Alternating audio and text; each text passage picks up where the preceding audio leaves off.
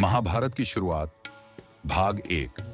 महाभारत एक ऐसा महाग्रंथ जिसमें समाया है धर्म, अधर्म, प्रेम, त्याग और युद्ध का गूढ़ ज्ञान। इसकी शुरुआत होती है सतयुग के अंत और त्रेता युग की दहलीज से। आइए जानते हैं महाभारत की कथा की शुरुआत। एक समय की बात है, पृथ्वी अत्याचार और अधर्म से पीड़ित होकर ब्रह्मा जी के पास पहुंची। पृथ्वी बोली, हे ब्रह्मा, धरती पर राक्षसों और पाप का भार बढ़ चुका है, मुझे मुक्ति चाहिए।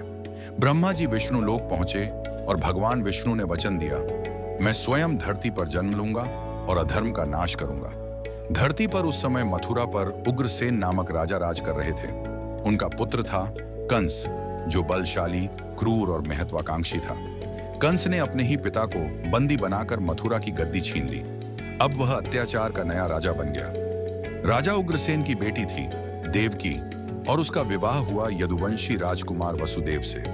कंस अपनी बहन से अत्यधिक प्रेम करता था, इसलिए वह स्वयं रथ चलाकर देवकी को ससुराल छोड़ने जा रहा था।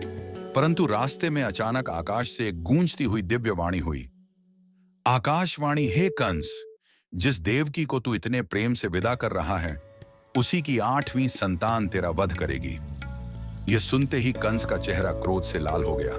उसने रथ रोका और देवकी को मारने के लिए तलवार निकाल ली।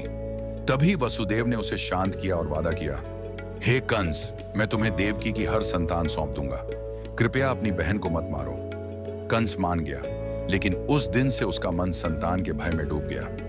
कंस ने वसुदेव और देवकी को बंदी गृह में डाल दिया और यहीं से शुरू होती है भगवान कृष्ण के धरती पर अवतरण की यात्रा, जो आगे चलकर रचते हैं महाभारत का इतिहास।